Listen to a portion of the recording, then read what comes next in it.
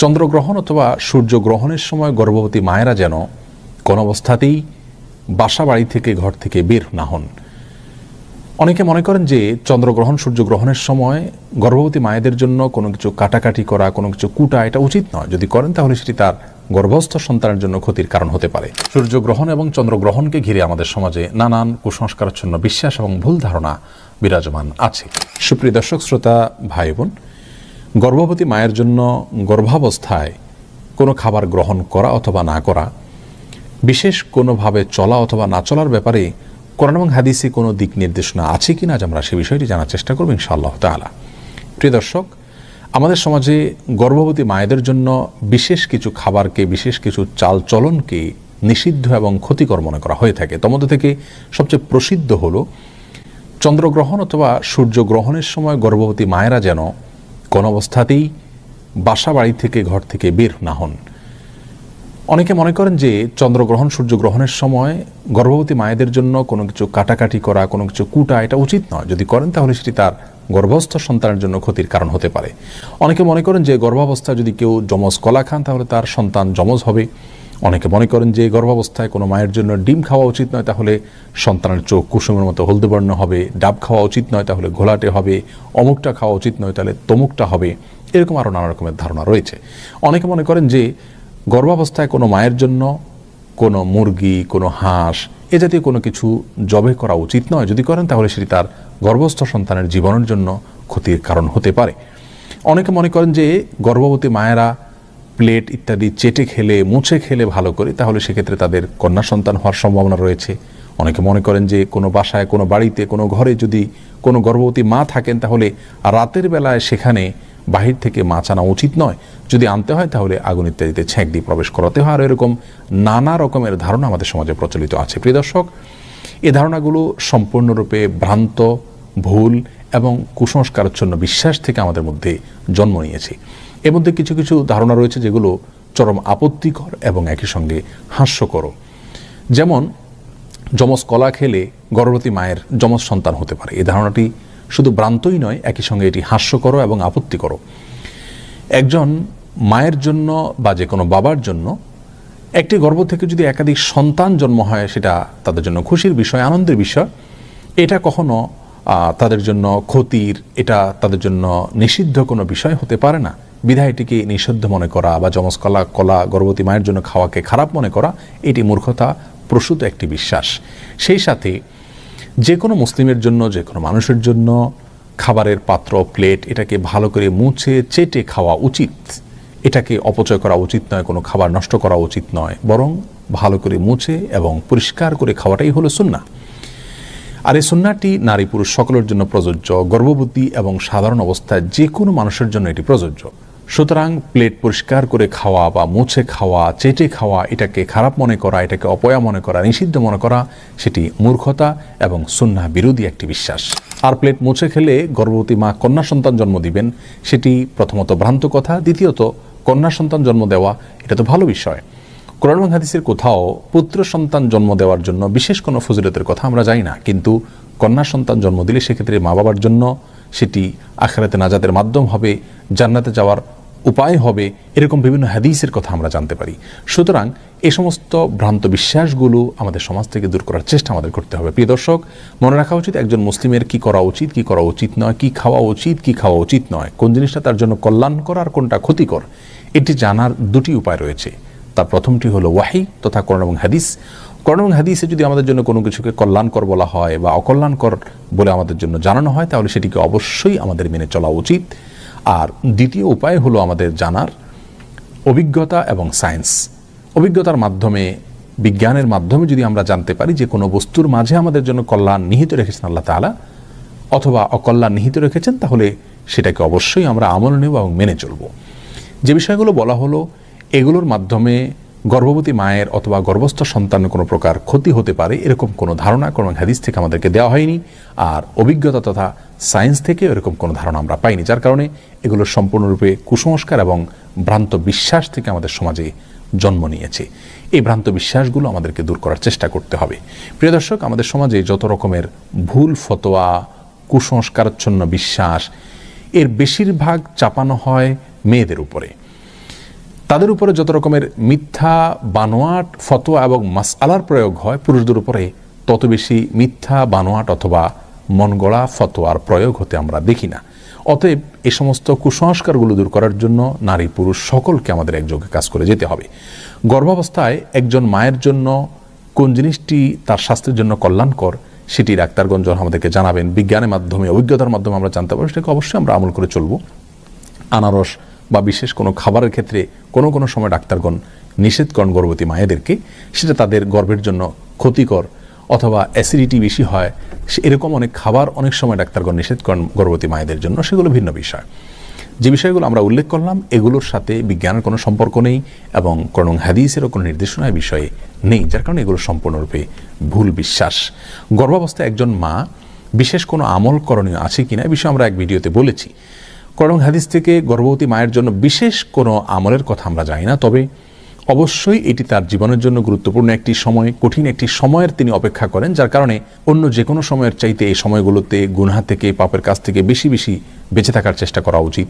তার উচিত গান বাজনা থেকে এবং হারাম ফিল্ম দেখা থেকে এবং যে কোনো ধরনের গুনাহ থেকে বেশি থেকে বেশি বেঁচে থাকার চেষ্টা করা, যাতে করে আল্লাহ রাব্বুল আলামিনের অনুগ্রহ তিনি বেশি থেকে বেশি অর্জন করতে পারেন। এবং সাধারণ নেক আমলগুলো করা উচিত, জিকির আজকার করা উচিত, আল্লাহ স্মরণ করা উচিত, গর্ভস্থ সন্তান যেন নেক হয় সেজন্য দোয়া করা উচিত এবং আল্লাহ যেন তার কঠিন মুহূর্তটা সহজ করে দেন সেজন্য দোয়া করা উচিত এবং নেক আমল করা উচিত।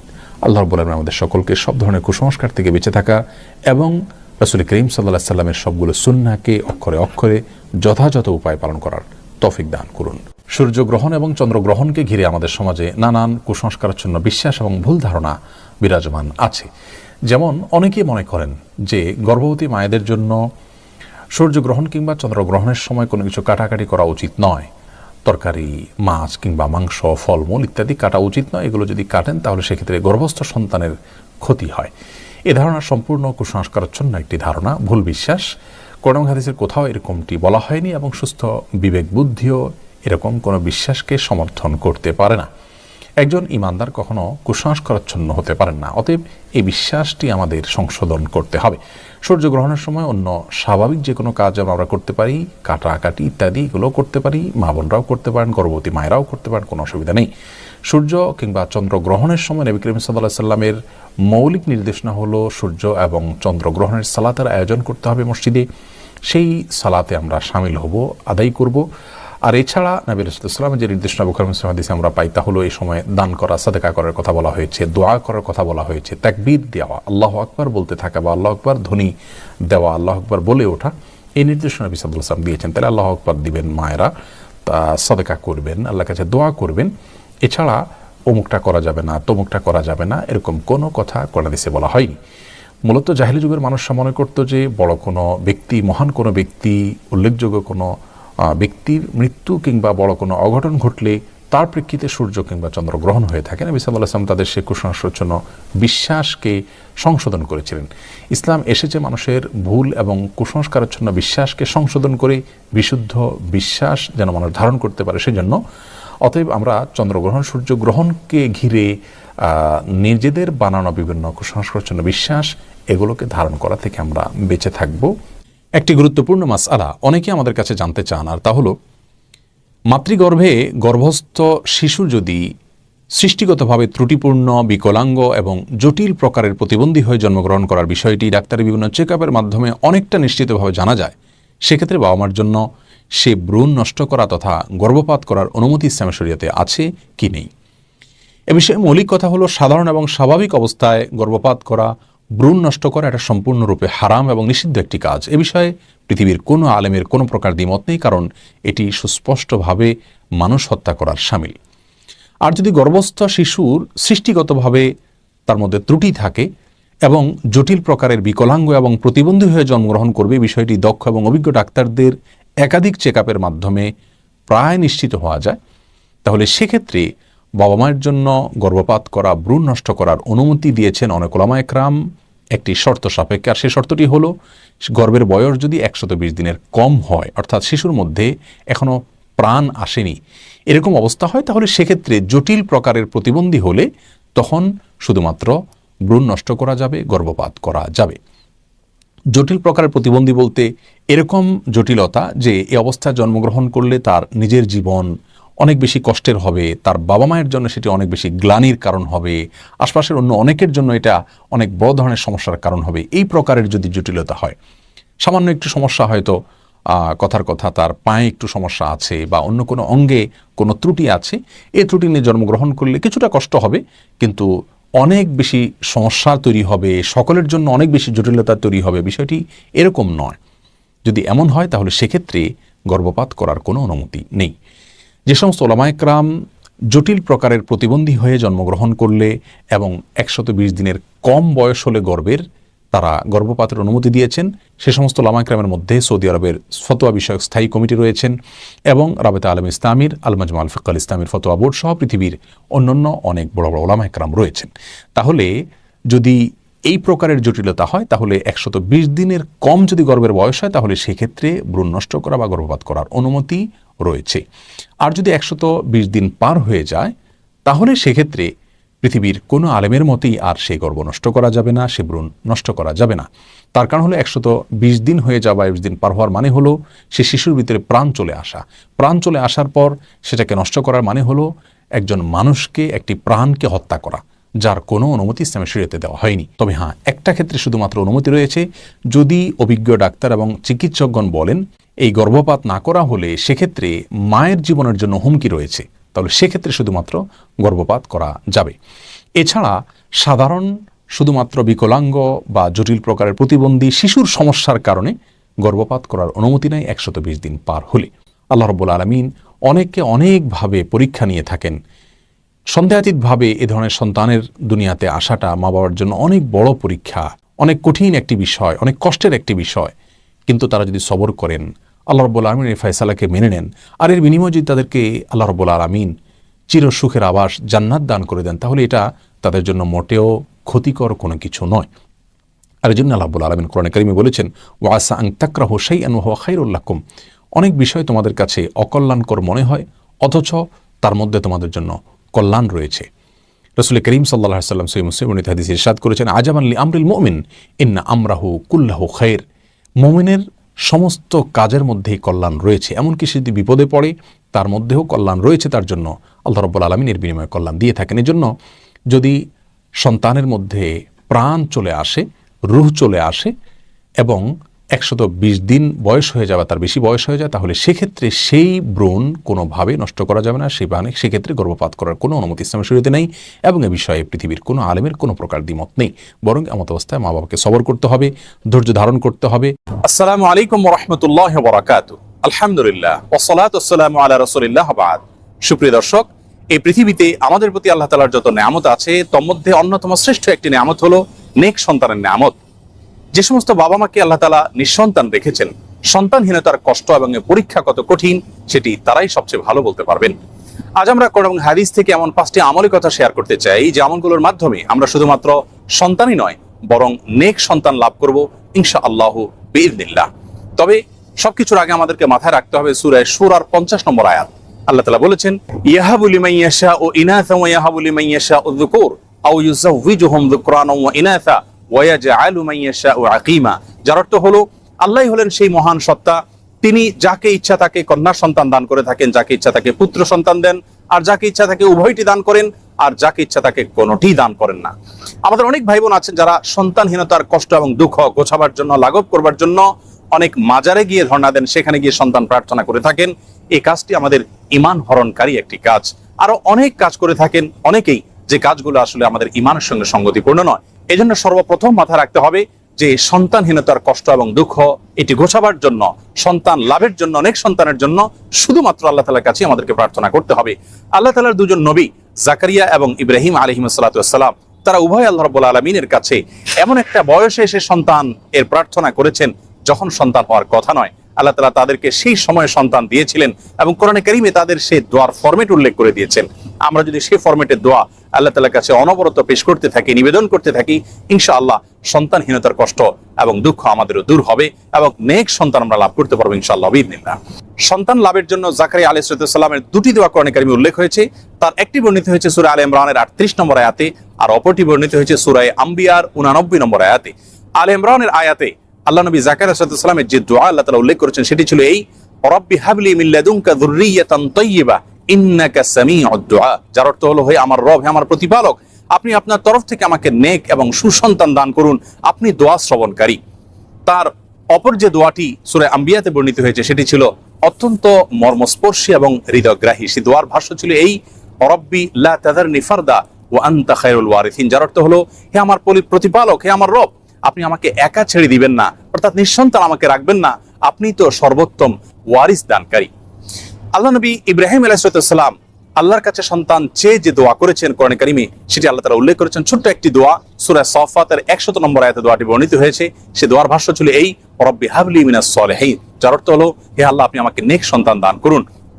এর মাধ্যমে তিনি আল্লাহ তাআলার তরফ থেকে ইসমাঈল আলাইহিস সালামের মতো নেক সন্তান লাভ করেছিলেন। জাকারিয়া আলাইহিস সালামের যে দুটি দোয়া আমরা উল্লেখ করেছি, তার মাধ্যমে তিনি আল্লাহ তাআলার কাছ থেকে ইয়াহয়া আলাইহিস সালামের মতো নেক সন্তান লাভ করেছিলেন। প্রিয় দর্শক, তাহলে নেক সন্তান লাভের জন্য দুজন নবী থেকে 3টি দোয়া আমরা শিখলাম, জানলাম। সেই দোয়াগুলো আমরা যে কোনো সময় বেশি বেশি করে পাঠ করতে থাকবো ইনশাআল্লাহ। সেই সাথে চতুর্থ যে দোয়ার কথা বলবো সেটি বর্ণিত হয়েছে সূরা ফুরকানের 74 নম্বর আয়াতে।